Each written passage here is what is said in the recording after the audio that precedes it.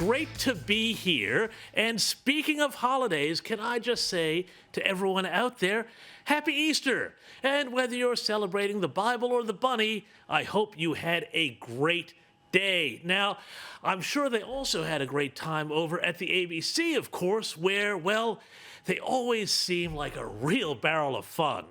But yet, for some reason, they can't even bring themselves to say the word Easter. Not even when it's in the context of an event like the Sydney Royal Easter Show. Or as this ABC radio presenter had it just the other day, simply the show. So the bison's there, and also some trick riding going on at the show. So we'll hope to bring all the action from the show to you next week. We'll be broadcasting there for 4 days from the show. And a very good afternoon. Welcome to the Country Hour, broadcasting again from the Royal Show. And today we're at the wood shopping event. So if it's a little bit noisy in the background, that's the reason why. Joined here by Josh Becker. So fantastic day for the show. Oh, perfect day for the show. It's blue skies. Great day for the show, and thanks, by the way, to Ray Hadley for first picking up on this. Now, in ABC world, of course, the phrase Sydney Royal Easter Show is like a trifecta of problematic words. Think about it. Easter, Royal, even Sydney. All of these things would be enough to give an Ultimo dweller hives. Surely the ABC would prefer the event be called something like, I don't know, the Gadigal lands of the Eora Nation Republic March Holiday Season event instead. Yeah, you think I'm kidding, but truly this whole thing with the holidays right now is getting out of hand. And it's not just the ABC. When it comes to Easter, there is a global push on to cancel the event and replace it with, well, I'll tell you about that in just a second.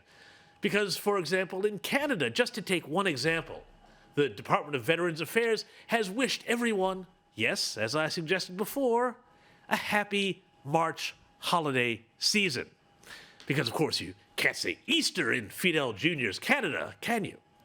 And this is before we get to reports of so-called gesture eggs rather than Easter eggs being sold in the UK, and so on and so forth. There's so many of these things I could tell you. But if we're into, or if we're not celebrating Easter anymore, the question then is, with the left pushing against it, what do they propose replacing this sacred holiday with? Well, let's ask the White House, shall we? Yes, there we have it. It's now, you got it, Transgender Day of Visibility, don't you know? Now, sorry, you never heard of Trans Visibility Day? Well, guess what? Neither had I. But apparently it's a long-standing holiday. It's been in business for a whole 15 years now. That's right. And I don't know how it works, but I think what happens then is if Dylan Mulvaney comes out on Trans Visibility Day and sees her shadow, well, that means 6 more weeks of Pride Month or something. I don't know. But seriously, though, this Trans Visibility Day, it's a very big deal. It's big enough now to subvert Easter, which is only the most important day in the Christian calendar when more than 2 billion Christians around the globe celebrate the resurrection of Jesus and the conquering of the grave. Now, I know what some people out there are thinking, and hi, Paul Barry, this might be you. Look, it's just a coincidence that Easter and this Trans Day of Visibility fall on the same day. Certainly CNN regime media journalist Brian Stelter tried to pick up this thread and help the White House spin its way out of a controversy that's been raging all weekend, saying, quote, the annual celebration started 15 years ago. The organizer chose the springtime date because she wanted some distance from Transgender Day of Remembrance as well as Pride Month, which is in June. Now, if you ask me, this is an interesting line of defense. Apparently, the fact that Trans Day of Visibility fell on Easter was not because of any sinister attempt, according to Stelter, to replace Easter with a new celebration of sexual diversity, but simply because the calendar was already so crowded that this was the only place it would fit. And indeed, that calendar is crowded with these identity politics events. I mean, just to go through a few of the events the day could have clashed with, well, let's look at the calendar. There's Aromantic Spectrum Awareness Week. There's LGBTQIA plus Health Awareness Week. International Asexuality Day. There's Lesbian Visibility Day, Agender Pride Day, Pansexual and Pan-Romantic Awareness Day. I suspect that's quite the party. Bisexuality Awareness Week. Who knew?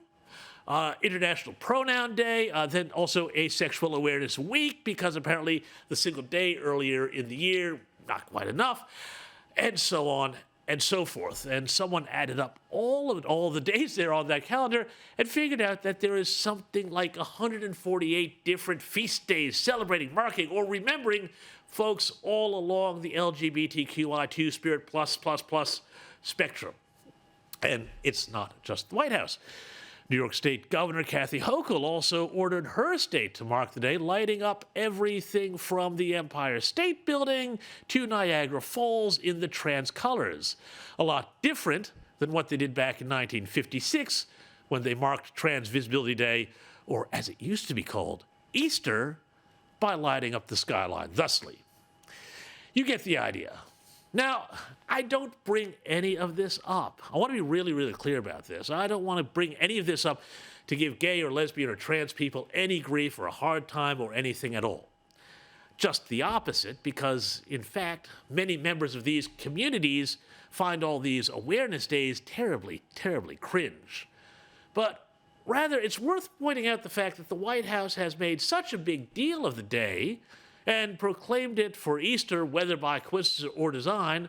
The fact they've done this really brings up a much bigger issue, and that is this: the continued assault on tradition by the left, which, like rust, never sleeps and never rests in its quest to undermine and denigrate anything that looks like tradition, particularly Western tradition. And what the slow but steady colonization of the calendar by left-wing affinity groups is actually part of is a much bigger program to replace the things that we had organized our year around, Christmas, Easter, what have you, Australia Day, and replace them with events centered around identity politics. The aim of all this is to get us to stop thinking about things that are traditional or even, dare I say, transcendental, and start thinking, getting us thinking constantly about remaking the world according to the left's term. This isn't a new trick, you know. The French Revolution saw the calendar entirely rewritten. Cambodia's Pol Pot had his year zero. The Soviets replaced all the old Orthodox feast days with new communist ones. And because the left is authoritarian by nature, their claims that the right is full of fascists is really just a distraction. They cannot stand alternate or higher sources of truth, such as, well, Christianity or our Judeo-Christian tradition. Indeed, not only did the White House conflate Easter and Trans Day of Visibility, but they also, at the White House Easter egg contest, banned religious themes from Easter egg designs submitted by kids to be held at a contest at the White House. Now, I'm sure Brian Stelter from CNN will be along any minute now to explain why this is just a coincidence in a moment. But the more you look at it, the more it looks like they don't want to knock religion off its pedestal so much as create a whole new woke one. The same people who laugh at people who believe in God or mock the resurrection, though they would never do that with certain other faiths, if you know what I mean, well, these guys, they're trying to make a new religion based on a weird reading of technology and science and biology with its own confession of belief and articles of faith. Remember, these are very super rational people who want you to believe the science, and at the same time want you to believe that men can have babies. Now, you're free to believe that if you like, but me, I'd rather it was kept out of schools. And it is no coincidence that they are in the process of coming after Easter.